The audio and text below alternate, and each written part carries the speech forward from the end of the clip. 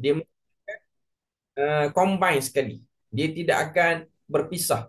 Apa yang ada dalam hati akan dituruti dengan amal. Tapi kalau apa yang ada dalam hati tidak dituruti dengan amal, maknanya itu ialah ideologi, keimanan, kepercayaan yang tidak seperti mana yang didasari oleh nas. Jadi orang-orang yang ada iman dalam hati dia, iman kepada sesuatu, dia mesti akan menterjemahkan. Okey. Sekarang ni dia nak cerita iman tentang apa? Dia apa yang ada dalam hati dia? Yu'minun. Yu'minu tu ialah mari pada perkataan amana yu'minu. Iaitu satu orang yang percaya, satu orang yang tenteram. Sebab perkataan amana yu'minu, kita bahasa Melayu kita guna perkataan aman. Aman ni ialah keadaan tenang, damai, tenteram, tak kalut, tidak huru-hara. Tidak ada kucar kacir. Jadi orang-orang yang beriman ialah orang-orang yang tenang dan damai dengan satu kepercayaan yang diletak dalam hati dia. Cuma kalau kita tengok perkataan ini telah digunakan dalam bentuk fa'il mudhari', maknanya proses untuk mendapatkan keimanan dan memantapkan keimanan tu dia sentiasa berjalan. Dia bukan sekali lalu je.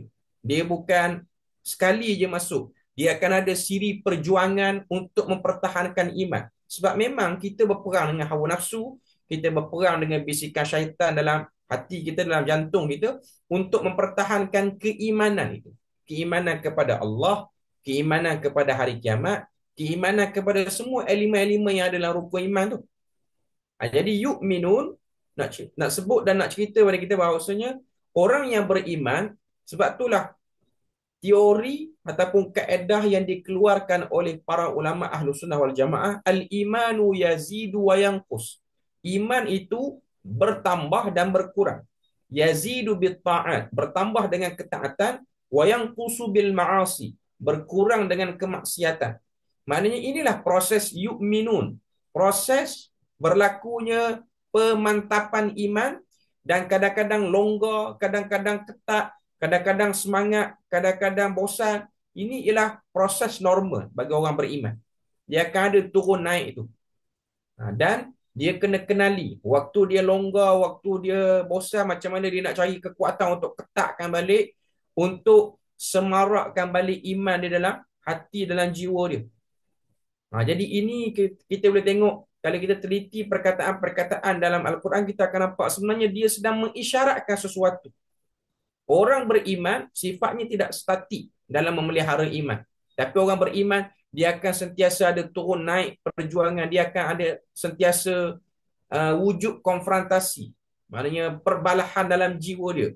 Sebab tu Nabi sebut tentang orang yang benar-benar berjihad itu ialah orang yang berjihad pada hawa nafsunya.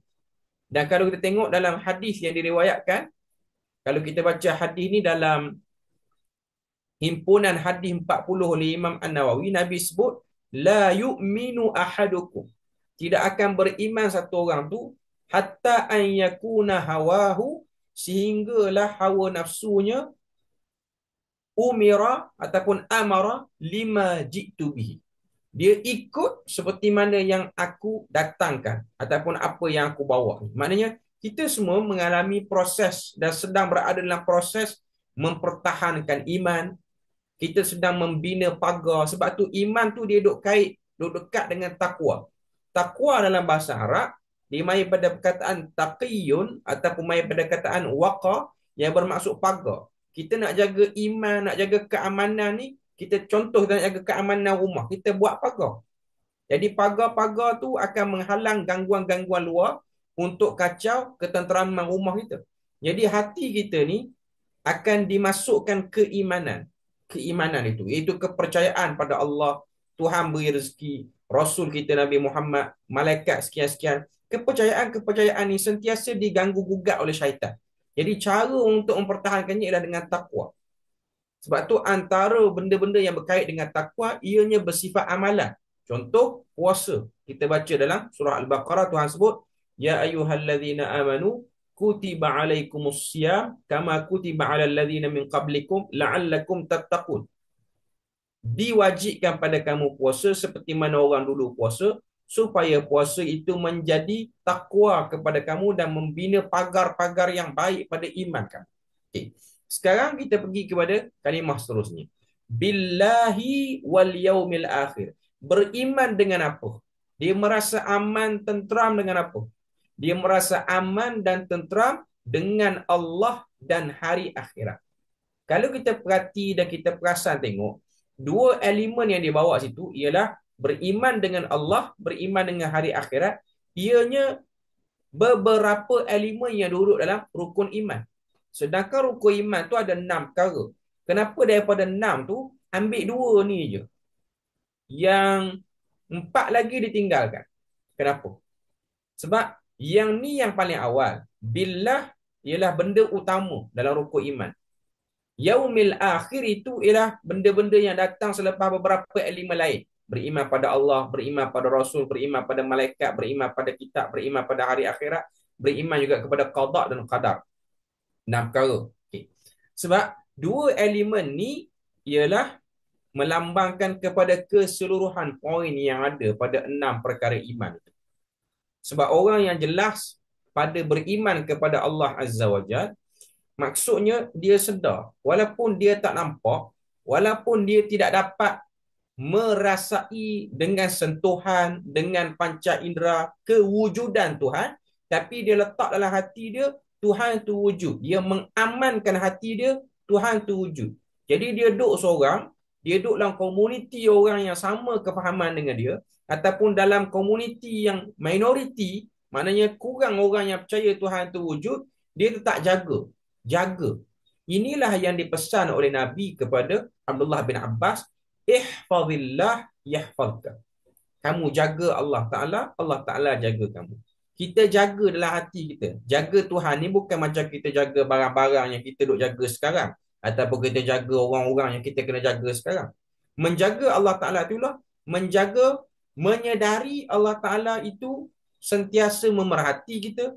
Sebab dia nak balik kepada ayat pertama surah Al-Mujadilah tu. Tuhan kata, innallaha sami'un basir. Yang nak kena jaga ialah sedar bahawasanya sebarang ucapan yang kita ucapkan, perkataan yang kita lafazkan, Allah Ta'ala mendengarnya. Sebarang perbuatan yang kita buat, Allah Ta'ala melihatnya. Yang nak kena jaga ni lah. Yang nak kena yu'minuna billah ni ialah yu'minuna bisam'ihi wa yu'minuna bibasarihi. Beriman dengan penglihatannya, beriman dengan pendengarannya. Lepas pada tu, beriman juga dengan bi khabirihi.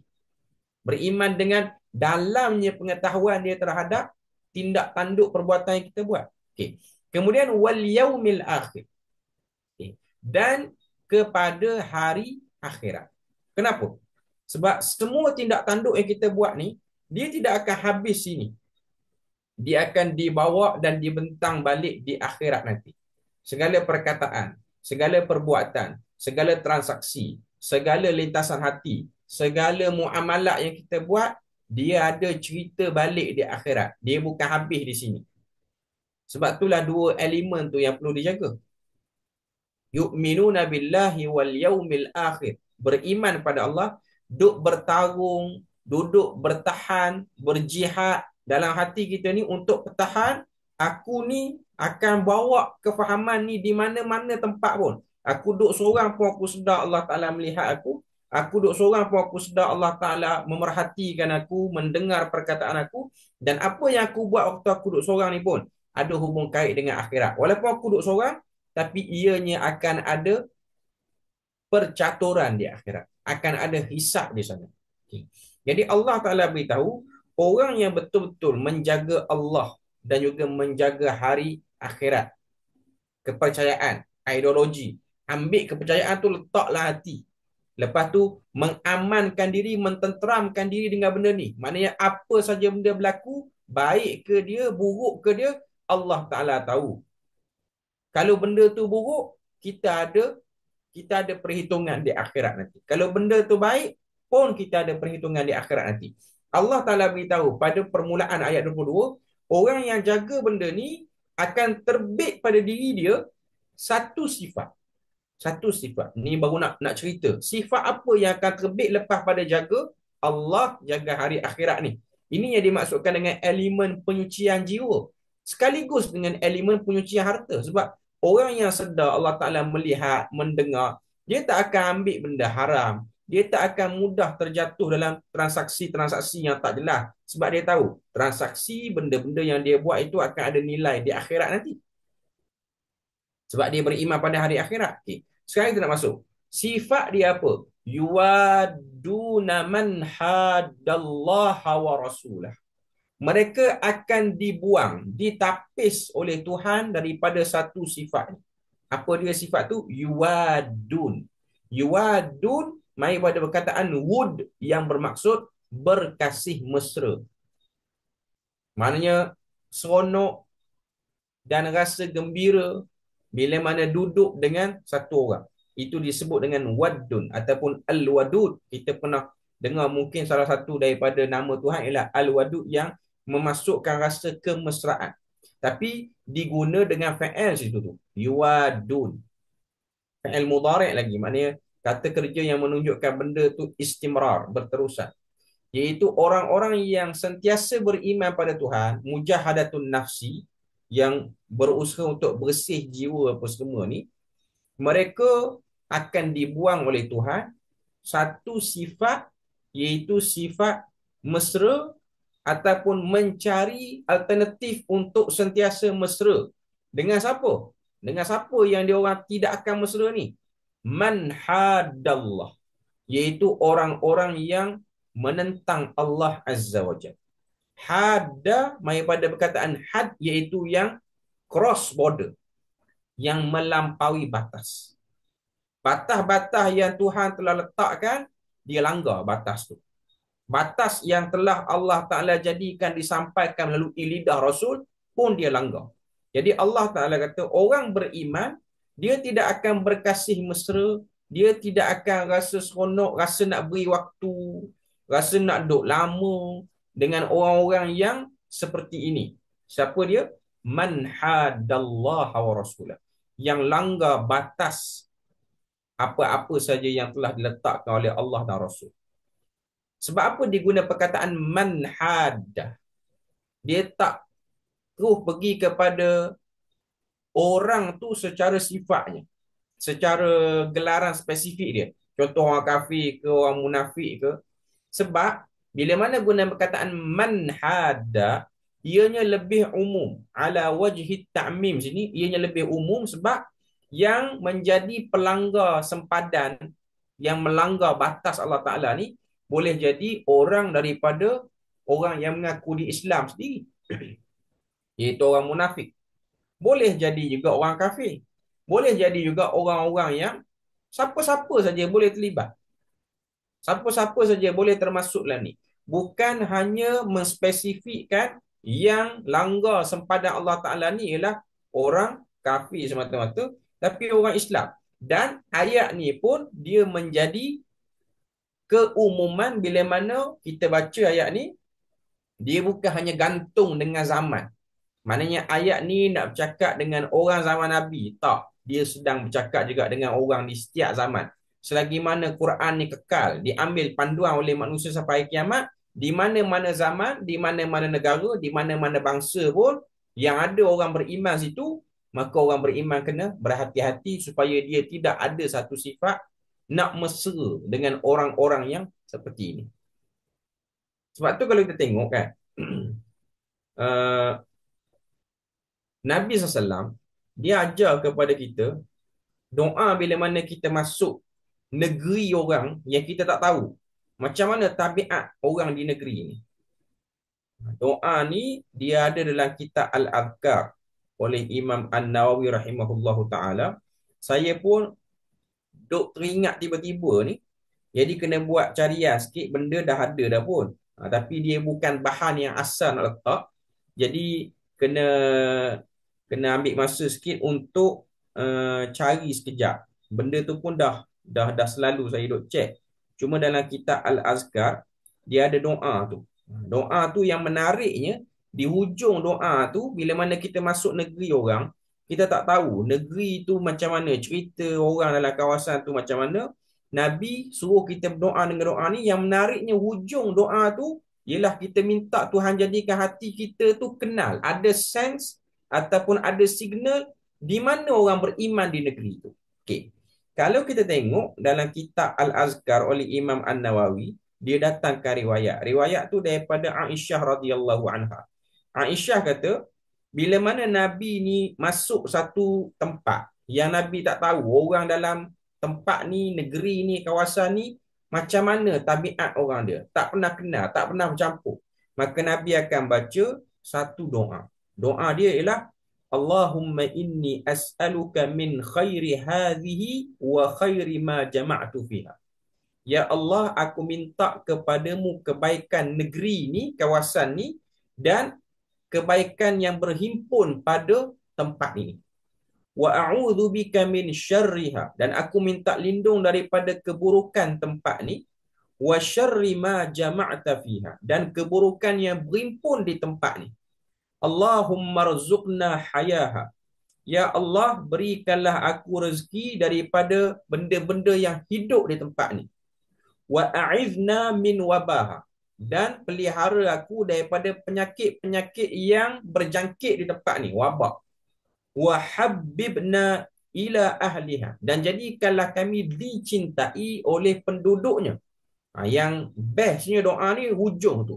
Wa habbib salihi ahliha ilaina, dan jadikanlah kami ni kenal orang-orang saleh di tempat ini, dan kami pun sayang pada orang saleh di tempat ni. Sebab apa? Sebab tanda orang-orang yang beriman, dia akan cenderung pada orang yang nak buat amal saleh. Sebab itu sifat dia. Sebab itulah yang berkait dengan ayat yang kita baca ni. Nanti saya akan share dalam WhatsApp doa ni untuk kita sama-sama baca. Kita pergi mana-mana tempat ni, cuti, orang duk berjalan apa semua, masuk negeri orang, masuk negara orang, jangan masuk seperti mana masuknya orang-orang kebanyakan.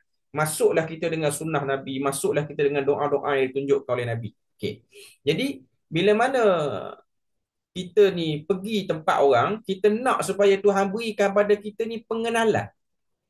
Ada nampak sinar-sinar ataupun cahaya-cahaya orang saleh di tempat tu. Sebab tu tempat yang paling awal dituju oleh Nabi bila mana Nabi sampai ke tempat ialah Nabi akan cari masjid tempat tu, ataupun tempat orang-orang yang memang sudah mentauhidkan diri.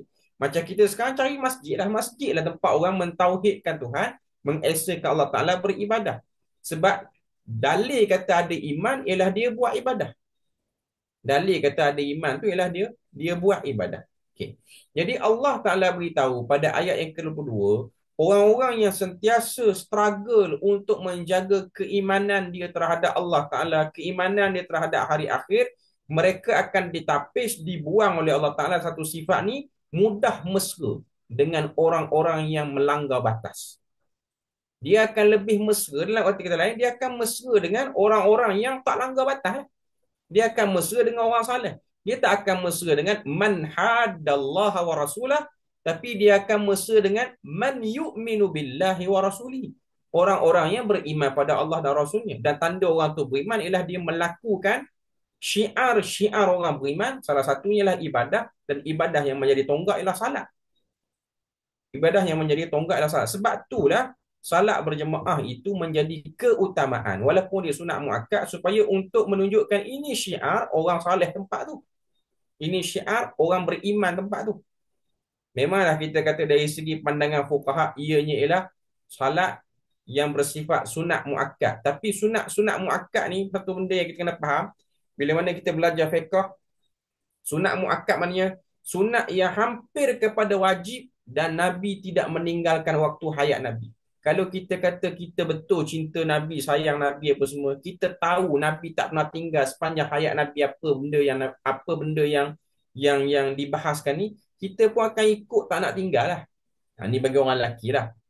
Bagi orang perempuan, cerita lain lah, maknanya dia salat awal waktu.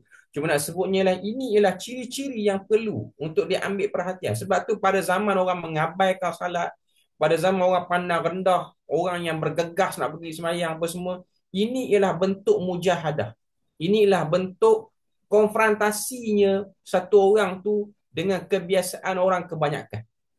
Ada orang dalam musafir, dia rasa macam, tak apalah kita musafir, kita ambil jamak takhir. Saya sebut pada tuan-tuan dan puan-puan, memang jamak takhir tu ada perbahasan hukum hakamnya. Tapi dari segi apa yang kita baca dalam sirah Nabi, dalam perjalanan kehidupan Nabi. Perjalanan kehidupan Nabi. Nabi cenderung kalau musafir ni, Nabi selalu nak menampakkan Nabi ni ambil berat sebenarnya. Jadi Nabi akan pilih jamak takdir. Okey. Nabi pilih jamak takdir. Memang ada riwayat Nabi pilih jamak takhir sebab Nabi ni ianya duduk pada posisi peletak cara beragama. Jadi Nabi akan tunjukkanlah cara ni pun boleh. Tapi Nabi sendiri secara kebiasaan, secara banyak kali Nabi buat, Nabi akan ambil pandangan ataupun Nabi akan pilih untuk salat jamak takdir. Saya cadangkan kepada tuan-tuan dan puan-puan kalau ada keinginan nak tahu banyak tentang benda-benda yang Nabi buat dalam hidup, Nabi pilih mana. Kalau dalam ibadah Nabi cenderung nak buat yang mana, Nabi akan pilih pandangan mana. Baca kitab nama dia Zadul Ma'ad oleh Imam Ibn Qayyim Al-Jauziyah. Sebab memang Imam Ibn Qayyim dia tulis kitab Zadul Ma'ad tu, tujuannya lah untuk tunjuk kalau berlaku satu benda dalam hidup, Nabi pilih yang mana. Dan menarik pun kitab tu ditulis oleh Imam Ibn Qayyim dalam perjalanan dia menunaikan haji. Maknanya dia nak pergi buat haji daripada Syam, daripada Syria sekarang, nak sampai ke Hijaz, nak sampai ke Arab Saudi sekarang lah. Jadi dalam perjalanan tu dia tulis kitab Zadul Ma'ad. Zadul Ma'ad fi hadi khairil ibad.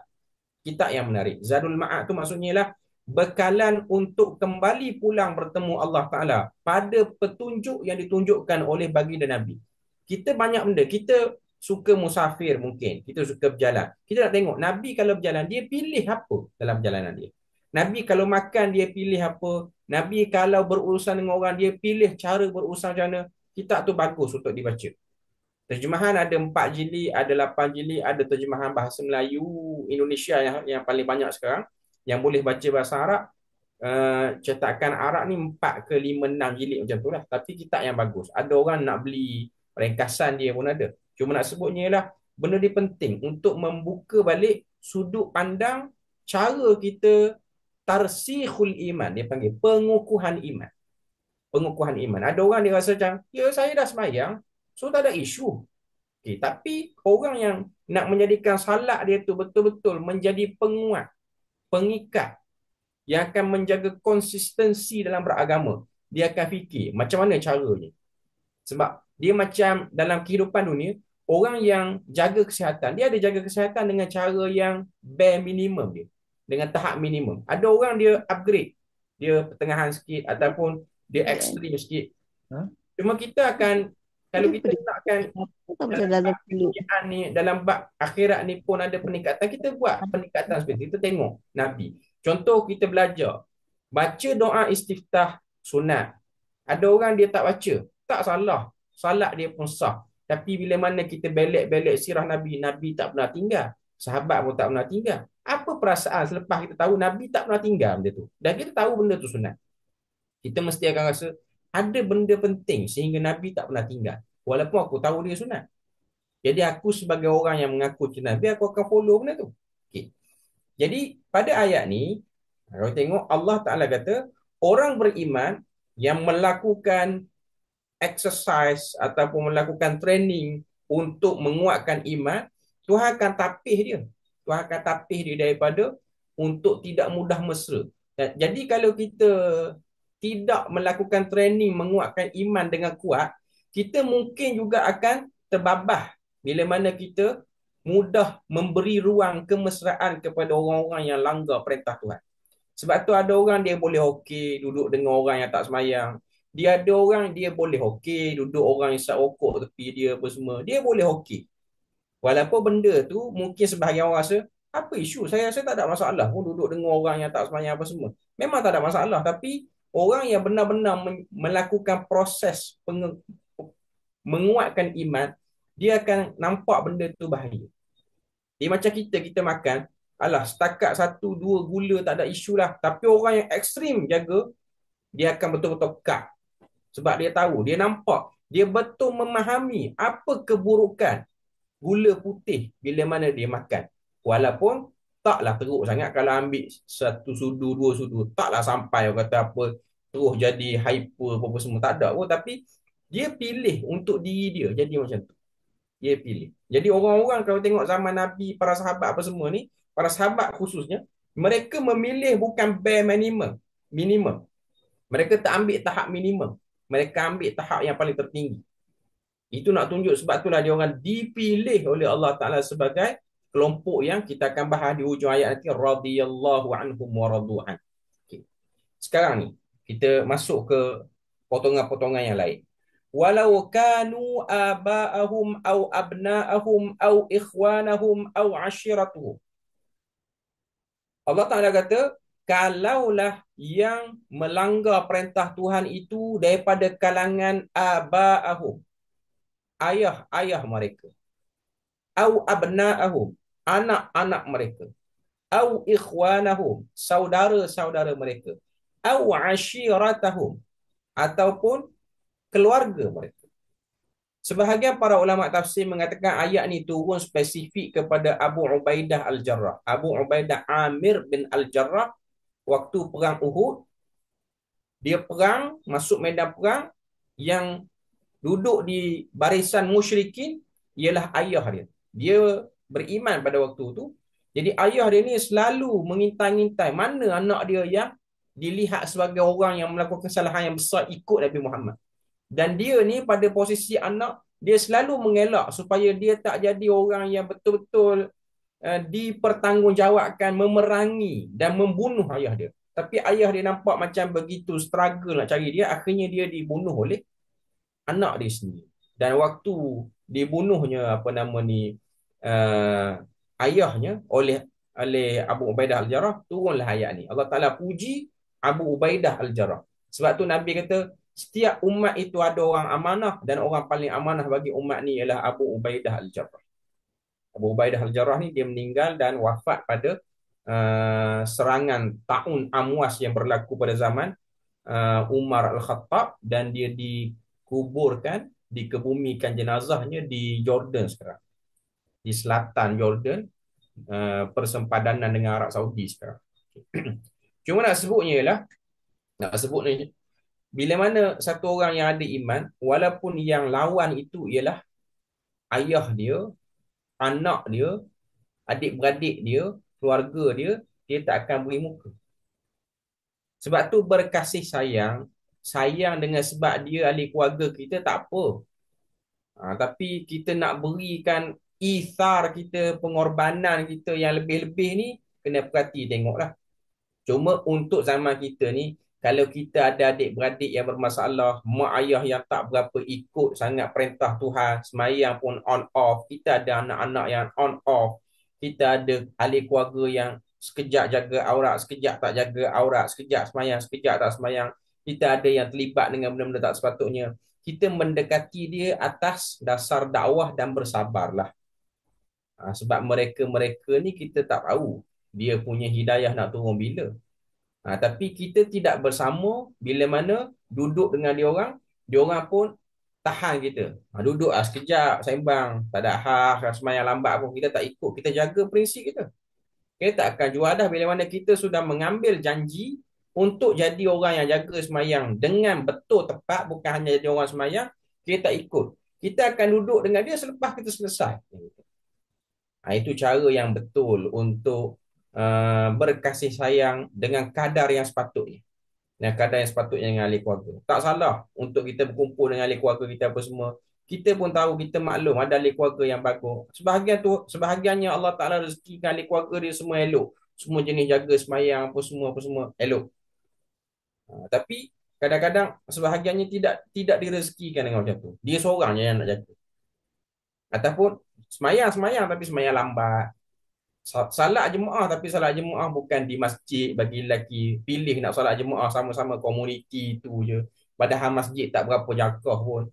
Jadi ini ialah benda-benda yang kita kena faham lah. Kita kena bagi nampak kan. Kita ada beza. Tapi kita tidak membenci. Kita mengharapkan mereka akan pergi kepada tahap penjagaan iman yang terbaik. Cuma ayat ni by spesifik turun kepada orang kafir lah pada zaman tu. Cuma saya cerita ni realiti zaman kita ni. Kita tak perlu menjadi orang yang bermusuh seakan-akan dia tu musuh Islam. Cuma nak katanya kita tak ikut kebiasaan dia. Dia nak berjalan, nak round negeri, nak round semenanjung, silakan. Tapi bila mana dia mencuaikan salat dia, kita tak ikut cara dia. Bila mana dia pilih untuk buka aurat dia, dia tak tahu hukum hakam ipa duai apa semua berkumpul ramai-ramai, kita tak ikut, kita tak setuju dan kita tidak akan dedahkan isteri kita, anak perempuan kita untuk mereka-mereka ni. Walaupun dia daripada family kita, sebab kita jaga agama. Menjaga agama prioriti lebih atas. Tapi jagalah dengan adab, jagalah dengan akhlak. Bukan jaga dengan kesombongan. Dengan rasa aku betul dah lambat ni, jaga tak. Tapi jaga dengan akhlak. Beritahu elok-elok, kita tak ikut style ni, maka kita pun pilih style kita. Nak makan sekali, kita boleh makan sekali. Tapi kalau nak makan sampai tangguh semayang, saya tak join lah. Habis semayang, baru saya pergi balik. Okay. Itu cara paling beradab. Mungkin dengan cara tu, dia akan nampak. Dia ni sakan sangat jaga. Dan mungkin sedikit sebanyak dia akan menjadi satu sebab mereka lebih dekat kepada agama itu sendiri. Okay. Kemudian Tuhan kata, orang yang macam ni, ulaika kataba fi qulubihimul iman. Mereka ni Tuhan kata, ditulis, ditetap dalam hati mereka keimanan. Kalau kita tengok perkataan Tuhan guna kataba. Kataba, kita belajar bahasa Arab, ditulis. Benda-benda yang ditulis, ianya bersifat kekal. Ianya bersifat lebih tahan lama. Sebab tu, bila mana kita baca surah Al-Baqarah, ayat perintah puasa kan, Tuhan kata, kutiba alaikumus siyam. Diwajibkan. Kenapa tak guna wajaba alaikum? Diwajibkan pada kamu. Tapi guna perkataan kutiba. Sebab dari segi pemilihan kata, pemilihan kalimah ni, bila mana nak sebut benda tu tetap, benda tu berada pada prioriti yang tinggi, Tuhan akan guna perkataan kataba. Ditulis. Dijadikan sebagai dustur, perlembagaan. Maksudnya Allah Ta'ala kata, siapa-siapa yang benar beriman pada aku, betul-betul struggle, training diri dia, kami akan jadikan iman dalam hati dia tu seperti tulisan yang diukir. Memang betul-betul kekal. Wa ayyadahum biruhim min. Lebih lagi Tuhan bagi, kami kukuhkan, kami kuatkan, kami beri pertolongan. Waktu dia lemah lolai, dia akan ada satu kekuatan cepat untuk dia bangkit. Jadi cara untuk kita mengubati segala rasa lemah, segala rasa bosan dalam beribadah ialah dengan kita cuba untuk memperkukuhkan ibadah-ibadah yang kita buat waktu kita belum datang kelemahan. Maknanya dia training betul-betul. Sebelum datang semputnya iman, waktu iman kita stabil tu, kita buat upgrade. Itu kelebihan Tuhan beri di dunia. Kelebihan di akhirat pula, wa yudkhiluhum jannatin tajri min tahtihal anharu khalidina fiha. Yang ni kemuncak. Tak ada cerita lain dah. Orang-orang yang beriman, orang-orang yang buat amal-amal kebaikan apa-apa semua ni, ini kemuncak yang dia nak. Tuhan kata wa yudkhiluhum. Kami masukkan mereka dalam syurga. Kalau kita perhati dipilih perkataan yudkhiluhum, dimasukkan mereka dalam syurga, digunakan fi'il mudhari'. Dia macam proses kemasukan tu sentiasa berlaku. Maknanya perasaan orang yang duduk dalam syurga ni, perasaan orang duduk dalam syurga ni, hari-hari dia rasa dia dihargai dalam syurga. Dia bukan dah lama dah duduk syurga, dah macam biasa dah dengan nikmat ni, dah rasa macam best, memang best, tapi macam dah biasa dah. Dia tak ada perasaan tu. Sebab tu Tuhan guna perkataan wa yudkhiluhum. Seakan-akan setiap hari yang dilalui di syurga seperti mana hari pertama di welcoming oleh para malaikat. Hari pertama diselamat datangkan oleh para malaikat. Apa yang mereka dapat? Jannatin tajri. Syurga yang dipenuhi dengan pelbagai nikmat. Dan syurga itu, pattern dia, tajri min tahtihal anhar. Mengalir di bawahnya sungai-sungai daripada bentuk kesempurnaan dan daripada bentuk keinginan manusia yang paling tinggi pada benda-benda yang bersifat nikmat. Iaitu mesti kena ada elemen airnya, mesti kena ada elemen-elemen tumbuh-tumbuhan. Sebab jannat juga memberi maksud ialah susunan tumbuh-tumbuhan. Maknanya kebun lah. Dan ada padanya air. Kita suka benda-benda seperti ini. Manusia mana pun dia akan suka. Walaupun dia rasa macam saya minat duduk kat bandar, saya suka duduk kat kawasan yang ada bangunan-bangunan apa semua. Tapi setengah-setengah daripada reka bentuk bangunan ni masuk dalam pun dia buat ada pokoknya, ada air mengalirnya. Sebab jiwa manusia akan cenderung pada benda-benda seperti itu. Khalidina fiha. Satu benda yang Tuhan akan beri. Khalidina fiha. Kekal mereka dalamnya. Tiada expired. Tiada kemusnahan. Tiada tarikh luput. Kekallah mereka di dalamnya selama-lamanya. Kemudian Tuhan beri satu darjah kebesaran yang besar kepada orang ni. Orang mana ni? Qauman yu'minuna billahi wal yaumil akhir. Tuhan beri darjah kebesaran dia. Radiyallahu anhum wa radu'an. Ini paling besar. Memang ayat ni spesifik untuk sahabat, tapi untuk kita pun kita boleh dapat lagi. Walaupun kita rasa macam jauh dah kita dengan sahabat. Jangan menjadikan perasaan-perasaan tu menyebabkan kita rasa macam potong nak buat ibadah. Teruskan buat ibadah. Bercita-citalah, optimislah untuk dapat bahagian terbaik di akhirat nanti. Walaupun memang hakikatnya kita tidak akan dapat menyaingi dah 10 orang yang masuk syurga daripada sahabat Nabi itu. Tapi kita ada keinginan untuk dihimpunkan. Benda tu tidak mustahil. Berkeinginanlah. Berkeinginanlah. Benda tu disuruh oleh Nabi. Jadi Allah Ta'ala mulia kan mereka dengan Allah Ta'ala kata mereka ni dapat satu darjah kebesaran dia panggil pingat at-taradi. Mengatasi segala darjah kebesaran yang ada atas dunia sekarang. At-taradi maksudnya ialah diberi keredaan. Sebab tu sahabat menjadi adab bila mana kita membaca nama sahabat ni kita sebut radhiyallahu anhu ataupun radhiyallahu anhu kalau seorang. Sebab ini ialah darjah yang Tuhan beri, kebesaran yang Tuhan beri pada dia. Tuhan redha mereka dan mereka redha kepada Allah Azza wa Jalla. Sebab tu adab bila mana baca nama sahabat macam Abu Bakar As-Siddiq radhiyallahu anhu, Abdullah bin Umar radhiyallahu anhuma, sebab dia dengan ayah dia dua-dua sahabat. Adab untuk kita sebut. Lepas tu mungkin akan ada orang tanya, kenapa Ali bin Abi Talib dia lain sikit? Ali bin Abi Talib ada sebahagian kita pernah dengar disebut dengan karramallahu wajhah. Yang ni ada isu dari segi politik, dari segi sejarah dan juga dari segi pandangan yang berbeza di kalangan para ulama.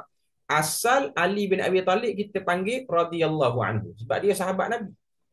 Yang jadi boleh panggil karramallahu wajhah tu kerana apa? Apa cerita? Sebab bila mana berlaku konflik antara sahabat selepas pada kewafatan pembunuhan Uthman bin Affan, berlaku kacau bilau di kalangan para sahabat. Sehingga wujudnya golongan-golongan yang disebut sebagai Nasibi, golongan-golongan yang anti pada Ali, dan juga golongan-golongan yang pro pada Ali, yang disebut sebagai Syiah. Okay. Jadi golongan-golongan yang pro kepada Ali pada waktu itu, mereka telah mendengar gelaran-gelaran buruk. Yang gelar ni bukan sahabat, yang gelar ni orang-orang daripada tabi'in lah, ataupun masyarakat umum yang mungkin terkena propaganda politik pada waktu tu. Jadi mereka ni tak puas hati sebab Ali macam tak serius nak ambil isu siapakah pembunuh Uthman bin Affan. Tak serius. Jadi orang-orang yang pro kepada Uthman ni mereka macam kecewa dengan apa yang Ali buat. Jadi mereka yang kecewa ni bukan sahabat. Sahabat kebanyakannya berkecuali. Yang duk buat perangai ni ialah bukan sahabat. Jadi mereka telah gelar Ali dengan qabbahallahu wajhah. Dia gelar macam tu. Semoga Allah Ta'ala burukkan wajah Ali. Jadi golongan-golongan Syiah. Syiah ni kita kena faham elok-elok. Ni bukan Syiah yang tuan-tuan dan puan-puan tengok yang ada di Iran, yang ada di Iraq, yang duduk pukul-pukul badan hari Ashura. Syiah bila mana baca sejarah pada zaman awal dia panggil Syiah Mufaddilah, iaitu golongan pro Ali dari segi politik saja, bukan pro Ali sampai kata Ali Tuhan, yang beriman dengan iman 12 tu dia panggil Syiah-Syiah yang sudah larut dengan kesesatan tu. Syiah-Syiah Batiniyah, segala Syiah iman 12 apa semua itulah. Syiah pada zaman Ali hidup dia panggil Syiah Mufaddilah. Syiah Mufaddilah maknanya bagi dia apa yang Ali buat betul. Kepimpinan Ali ialah kepimpinan yang perlu untuk kita bai'ah. Ini pada waktu tu panggil Syiah dah pada waktu tu. Tapi dia bukan Syiah yang pukul badan. Dia bukan Syiah yang kata Ali mengetahui segala-galanya melebihi Nabi Muhammad, melebihi daripada Jibril. Yang ni dah karut dah. Dia panggil Syiah Mufaddilah. Jadi kelompok Syiah pada waktu tu counter Nasibi dengan mengatakan karramallahu wajhah. Allah Ta'ala muliakan wajah Ali. Tapi yang tepat tetap kena panggil radhiyallahu anhu. Itu yang paling tepat. Sebab itu pangkat itu hampir. Tuhan berkata, ulaika hizbullah. Mereka semua ini ialah orang-orang yang duduk dalam penyokong-penyokong agama Allah. Penyokong-penyokong agama Allah. Mereka semua ni. Tuhan kata mereka semua ni hizbullah. Lawan kepada ayat sebelum ni kita baca, iaitu ayat yang ke-19. Tuhan cerita tentang ulaika hizbus syaitan. Siapa dia? Istahwadha alaihimus syaitan fa'ansahum zikrallah. Iaitu orang munafik. Sebab orang munafik ni kurang berzikir, orang munafik ni suka kuat bersumpah apa semua. Mereka Tuhan kata hizbus syaitan, Tuhan pun kata ala inna hizbas syaitan humul khasirun. Ketahuilah bahawasanya penyokong-penyokong syaitan ni kelompok paling rugi. Okey, jadi ayat yang ke-22 Tuhan kata ala inna hizballahi humul muflihun. Ketahuilah bahawasanya mereka-mereka yang duduk menyokong Allah Ta'ala inilah mereka yang orang-orang yang berjaya. Kejayaan yang paling didambakan, kejayaan yang paling diharapkan ialah digolongkan dalam kelompok Allah Ta'ala. Dan lalu mendapat radhiyallahu anhum wa radu'an. Alhamdulillah selesai kita apa nama ni surah Al-Mujadilah. Kesinambungan yang kita boleh buat, elemen penyucian yang kita boleh ambil dari segi penyucian jiwa, penyucian harta ialah pertingkatkanlah, naik taraflah iman kita pada Allah Azza wa Jal. Sebab kelompok yang menaik taraf iman tu dia orang tak ramai. Kauman. Tuhan sebut kauman saja. Sebab tu kita baca surah apa nama ni As-Sajdah sebelum tidur, surah Al-Mulk sebelum tidur, kita akan jumpa dalam dua surah yang 30 ayat ni, dia akan ada ayat qalilam ma tashkurun. Sikit sangat orang-orang yang bersyukur. Tuhan sebut. Maknanya kita sebelum tidur ni, kita sentiasa mengingatkan diri kita dengan ayat Tuhan. Jangan terpedaya dengan orang ramai. Tapi ingatlah yang sebenarnya beruntung tu ialah orang-orang yang sikit. Sebab tu qalil. Mereka tu qalil. Dan para sahabat, para tabi'in bila mana dah sampai pada ayat-ayatnya tu, dia orang akan berdoa. Allahumma ja'alna minal aqalli. Jadi kalau kami daripada orang-orang yang sikit tu. Jadi kauman pun sama. Dia tak ramai. Okay. Dan apa yang kita kena buat ialah upgrade. Mujahadah. Mujahadah ni ialah kita kena sentiasa ada training untuk lawan. Sebab bisikan nafsu ada, bisikan syaitan ada, yang akan sentiasa kacau kita kiri, kanan, atas, bawah. Kiri, kanan, depan, belakang. Atas, bawah dia tak kacau. Dalam surah Al-A'raf, Iblis bila mana dia sumpah depan Allah Ta'ala, dia kata dia akan sesatkan anak Adam, depan, belakang, atas, bawah. Depan, belakang, kiri, kanan. Atas, bawah tak kacau. Sebab atas dan bawah ialah ruang dan juga peluang untuk upgrade. Taqwiyatul iman. Ruang menguatkan iman. Di atas berdoa, di bawah bersujud. Jadi itu ialah ruang-ruang untuk upgrade. Semoga kita masuk dalam kelompok tu dan kita menjadi orang-orang yang melakukan proses penyucian jiwa yang benar. Sentiasalah kita yu'amminunal iman. Mententeramkan imanlah hati kita. Sebab tu Nabi pun ajar pada kita untuk kita berdoa, Allahumma zayyinna bizinatil iman. Ya Allah, hiasilah kami dengan hiasan iman. Itu sebaik-baik perhiasan. Berpada situ kita pada malam ni, moga Allah Ta'ala beri rahmat dan berkat. Kita terus kepada soal jawab ataupun penerangan perincian yang diperlukan, dipersilakan. Allahu Akbar. Terima kasih Ustaz. Silakan sahabat. Ada yang nak bertanya pada Ustaz?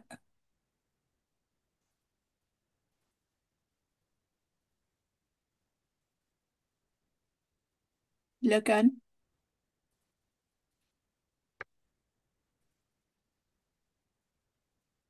Tak ada senyap ni.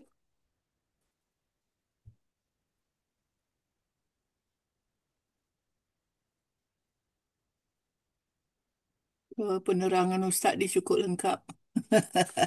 Dan detail dan dipahami. Sedang menghayati dan memikir semula. Silakan, silakan. Siapa nak bertanya?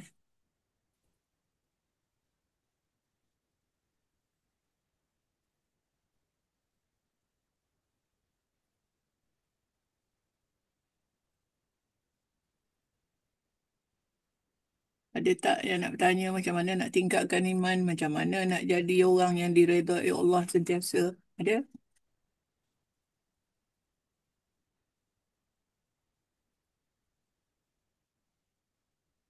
Silakan.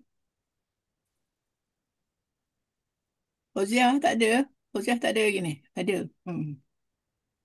Asia, dah kena petik nama dah. Tak ada. Comel dah Ustaz bagi tu kita faham apa detail tadi. Wah, detail kan? Hmm. Tapi lah nak mujahadah itulah yang paling susahnya. Tak tahu macam mana.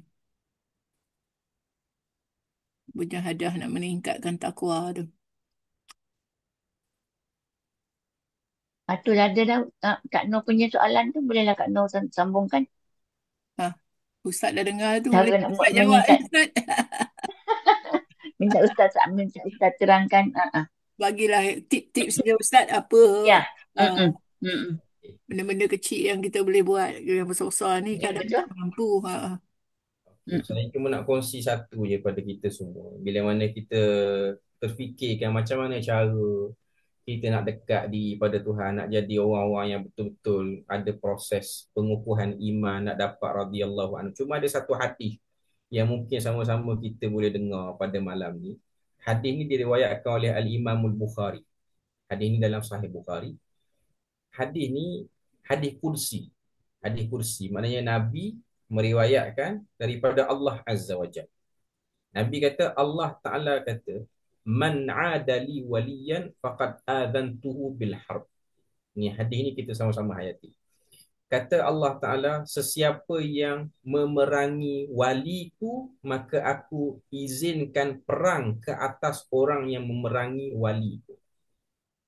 Dia permulaan hadis tu macam tu. Siapa yang memerangi waliku, maka aku izin perang ke atas orang yang memeranginya. Lepas pada tu baru cerita siapakah wali itu. Apa sifat yang ada pada wali itu. Lalu Allah Ta'ala kata, وَمَا تَقَرَّبَ إِلَىٰ عَبْدِي بِشَيْءٍ أَحَبُّ إِلَيَّ مِمَّا افْتَرَضْتُ عَلَيْهِ. Allah Ta'ala kata, Nabi kata, Allah Ta'ala kata, tidak adalah satu orang hamba tu mendekatkan diri kepadaku dengan benda yang paling aku suka, melainkan dia mempercantikkan semua fardu yang aku suruh. Amalan fardu. Salat fardu, puasa, wajib, zakat, apa semua. Baiki yang ni dulu. Sebab tu, untuk dapat keredaan Tuhan, dia bukan kena pada amalan-amalan yang begitu teknikal, crucial. Tak perlu. Dia nak kena pergi sini dulu. Sebab tu pengukuhan ibadah fardu yang penting. Kalau kita salat 5 waktu, bagus. Tapi sejauh mana pelaksanaan salat 5 waktu? Kalau kita puasa Ramadan, bagus. Sejauh mana kita puasa Ramadan? Baru kita nak cerita yang sunat-sunat tu. Tapi fokus yang ni dulu. Jangan cepat berganjak kepada benda-benda lain. Okay. Sebab dalam hadis tu, hadis yang sahih ni, Allah Ta'ala kata, aku suka hamba aku sibuk dengan yang ni dulu. Nanti kita akan tengok dalam hadis tu apa Tuhan akan beri. Okay. Kemudian kata Nabi, Allah Ta'ala mengatakan, wala yazalu abdi yataqarrabu ilan nawafili hatta uhibbahu. Bila mana dia dah sibuk dengan fardu, dia baru nak berjinak-jinak dengan amalan sunat sehingga makin aku cinta pada dia. Tengok dia punya hierarki tu, fardu dulu baru pergi pada sunat. Baru pergi pada sunat. Okay. Dan dia duk buatlah benda tu. Tapi macam-macam mana pun bila mana bertembung, waktu dia dah lemah, waktu dia dah tak semangat, dia akan fokus pada fardu. Dia tidak akan pergi perbanyakkan pada sunat. Dia akan fokus pada fardu dulu. Okay.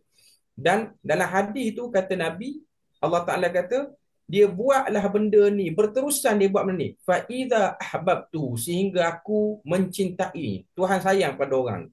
Bila mana Tuhan dah sayang, dah sampai pada satu martabat ni, Allah Ta'ala kata dalam hadis tu, kuntu sam'ahu alladhi yasma'u bihi. Aku akan duduk pada pendengaran yang dia guna untuk dengar sesuatu. Telinga dia tu yang dia guna untuk dengar sesuatu tu, Tuhan akan bersama pada pendengaran orang tu. Wa basaruhu alladhi yubsiru bihi. Aku akan duduk pada penglihatan yang dia guna untuk melihat. Wa yadahu alladhi yabtishu bihi. Dan aku akan duduk pada tangan yang dia guna untuk capai apa-apa. Wa rijlahu allati yamshi biha. Dan aku akan duduk pada kaki yang dia guna untuk dia berjalan pergi ke mana-mana. Wa in sa'altani la'u'tiyannahu. Bila mana dia minta apa-apa pada aku akan beri. Wala in ista'adani, dan sekiranya dia minta lindung pada aku, kata Nabi, maka aku akan beri perlindungan pada dia. Hadis ni hadis yang besar sebab hadis ni ialah ciri-ciri wali Allah Azza wa Jal yang ikut seperti mana yang Tuhan nak. Iaitu jaga fardu. Lepas pada tu, jaga yang sunat. Kelebihan jaga fardu, jaga sunat, berterusan duk buat sampailah Tuhan sayang. Tuhan akan duduk pada pendengaran, Tuhan akan duduk pada penglihatan, Tuhan akan duduk pada tangan kaki kita. Maknanya kita memang akan kalis daripada benda-benda yang buruk yang akan menjahanamkan kita, menjatuhkan kita dalam murka Tuhan. Syarat dia, lakukanlah upgrade tu. Tak ada tips lain yang begitu banyak untuk kita susun pada malam ni, melainkan tips daripada hadis ni saja. Sebab kelebihan yang Tuhan janji itu besar. Kelebihan Tuhan janji itu besar. Pertama, kalau orang tu dah sampai pada makam ni, Tuhan sayang dia sehingga Tuhan isytihar perang kepada orang yang menyakiti dia.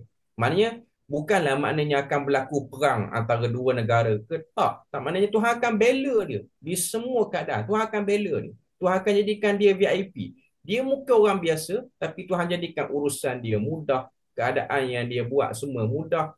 Kesulitan yang dia hadapi dengan tenang. Dan Allah Ta'ala kata bila mana dia buat benda ni, apa saja dia minta aku bagi, apa saja dia minta jauh, aku akan halang. Itu ialah kod yang saya boleh kongsi pada malam ni. Hadis yang sahih riwayat daripada Imam Bukhari. Wallahu a'lam. Jadi Ustaz, Ustaz nak turun tu lebih satu apa? one after another. Seorang dulu. Fauziah dulu. Ya. Saya nak tanya Ustaz, macam kita sekarang ni kan, Ustaz, taraf kita lah macam ni kan, naik turun tu sekejap elok sekejap tak elok tu memang normal lah Ustaz kan? Benda tu normal. Normal. Cuma Ya. kita kena yang wajib tu macam solat tu kita bagi comel lagi lah maksud saya sini kan. Yang mana bila mana berlaku penurunan, kita tahu nak cover di mana. Cover pada fardu dulu. Bagi comel fardu and then kita buat sunat juga. Jangan Buat sunat juga. Jangan kita buat sekaligus mengakibatkan fardu kita jadi lebih kurang. Kalau kita terpaksa hold dulu yang sunat untuk fokus pada fardu pun tak apa pada waktu kita tengah turun tu. Okey. Kadang-kadang dia banyak sangat dia bodoh pula dia Dia macam akan jadi kita cepat bosan, tak boleh fokus. Okey. Fauziah dah sudah ya? Habis dah? Cik Nyonya rasa ada seorang lagi kan? Cik Nyonya. Ya Ustaz, saya rasa kalau tak silap saya ada hadis yang mengatakan jadikanlah hari ini lebih baik daripada hari sebelumnya, dan setiap hari dia adalah lebih baik daripada hari sebelumnya. Ustaz, saya nak tanya, kalau saya tengok daripada segi amalan yang kita lakukan untuk diri saya sajalah, saya tak payah ambil orang lain. Bila kita dah mencapai age yang tinggi itu, kita akan tak dapat mampu melakukan benda yang kita dulu lakukan. Jadi macam mana kita nak membuatkan hadis ini berlaku pada diri kita? Maknanya kita tak akan, hari kita ni tak jadi baik daripada yang sebelumnya.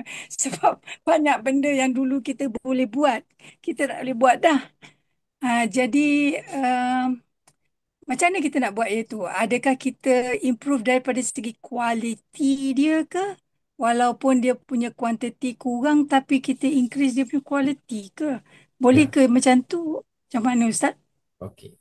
First tentang hadis tu, kalau tengok hadis tu ada sikit perbahasan di kalangan para ulama tentang status hadis tu. Maknanya hadis tu tak sampai pada hadis yang sahih. Hadis tu dia dhaif yang ringan, taklah sampai kepada dhaif yang teruk, tapi dhaif yang ringan. Tapi overall memang overview kita punya kehidupan macam tu lah, kita nak ada peningkatan dalam hidup. Cuma nak katanya kalau kita telusuri hidup Nabi dan para sahabat, dia akan ada hari-hari yang memang hari tu drop gila daripada hari semalam. Contohnya hari gagalnya dakwah Nabi di Taif. Sebab dalam hadis riwayat daripada Aisyah pernah tanya, ada tak hari-hari yang memang betul-betul merendahkan mental Nabi? Nabi kata dua. Pertama, hari gagalnya dakwah di kota Taif. Yang kedua, hari kalahnya umat Islam dalam perang Uhud. Cuma nak sebutnya lah, hari tu dia memang hari yang sangat drop berbanding hari semalam. Jadi dalam hidup kita ni memang akan ada aturan seperti itu. Cuma yang kita boleh cakap secara umumnya, bila mana berlakunya drop hari-hari tu, ataupun kita memang tidak ada kemampuan seperti mana hari-hari sebelum ni apa semua, apa yang kita kena perincikan macam yang disebut tadi ialah memang kualiti ibadah yang kita mampu buat pada hari itu. Kalau kita tak boleh buat banyak pada hari itu, jadikanlah apa yang kita boleh buat pada hari itu, kita tinggi fokusnya, tinggi penghayatannya, tinggi titik temu antara sebutan dan rasa hati. Memang kena jaga pada kualitinya lah. Kuantiti tu dia memang akan sentiasa akan ada turun naik pun. Wallahu a'lam. Ada lagi soalan? Tapi Ustaz, bila time down sangat tu, kualiti pun out juga Ustaz. Ke laut juga. Kalau kualiti Ha, tu out, ha. yang ni tak ada dalam hadis. Yang ni adalah kitab-kitab tazkiyah, macam kitab-kitab macam apa nama ni, Ihya Ulumuddin, ataupun kitab yang dalam bahasa Melayu ni Penawar Bagi Hati oleh Syekh Abdul Qadir Al-Mandili. Bila mana hari-hari yang memang kita tak boleh nak fokus, buat je lah walaupun dalam keadaan kita memang tak boleh nak bertemu titik-titik yang menjadikan kita fokus tu. Tapi buat. Poinnya lah buat. Nak Jangan dapatkan zuk dan wajdan tu tak dapat Ustaz. Ada masa-masanya. dia memang akan ada hari macam tu. Bukan kita orang awam. Bahkan kalau tengok para ulama dulu pun, salafus saleh, bahkan para sahabat pun, ada hari-hari mereka buat, mereka memang tak ngam hari itu. Dia tak masuk. Apa-apa yang diharapkan tak masuk. Tapi dia orang konsisten buat. Macam solat tu kan Ustaz. Ada Ya. masa-masanya kita nak connect dengan Allah tu tak sampai. Macam mana ni? Dia Kenapa memang ni? dia memang keadaan tu memang akan datang sebab memang Quran sendiri pun sebut, Allah Taala kata wa innaha lakabiratun. Salat tu ialah satu benda yang berat. Kecuali orang yang kata apa, yang tidak berputus asa ataupun yang sentiasa meneruskannya walaupun dalam keadaan yang kata apa, yang blur. Dia ada hari memang kita samar, kita tak nampak.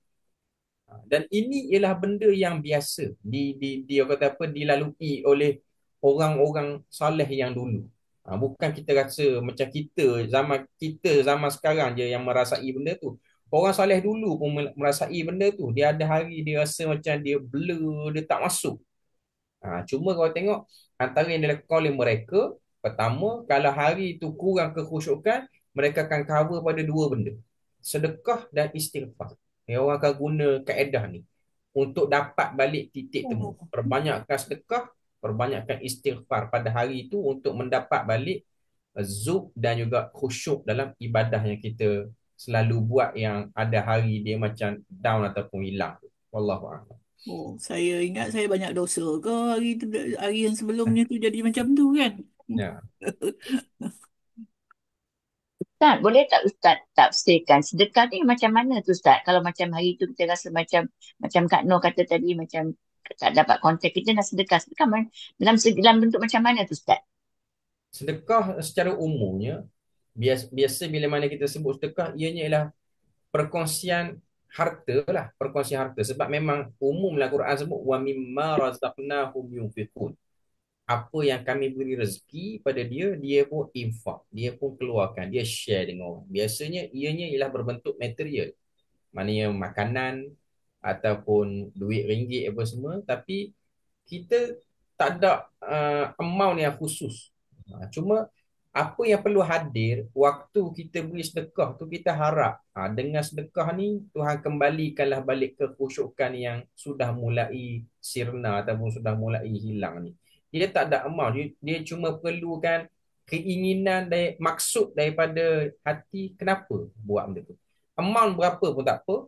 Bahkan kita nak beri sedekah dalam bentuk memudahkan urusan orang, tolong orang apa-apa semua. Kadang-kadang ada hari yang memang kita tak mampu dah memberi sedekah dalam bentuk material, permudahkan urusan orang. Sebab ianya termasuk daripada benda-benda yang mendatangkan kebaikan dan juga benda-benda yang mendatangkan ketenangan dan kekhusyukan. Wallahu a'lam. Okey, faham. Terima kasih Ustaz. Ada lagi yang nak bertanya, Ustaz? Silakan. Tu Datin Sri Norma Karim. Nak tanya Ustaz ke? Nampak buka mic tu. Tak ada. Rasa tak ada lagi dah Ustaz. Kita berhenti di sini sajalah Ustaz. Terima kasih Ustaz.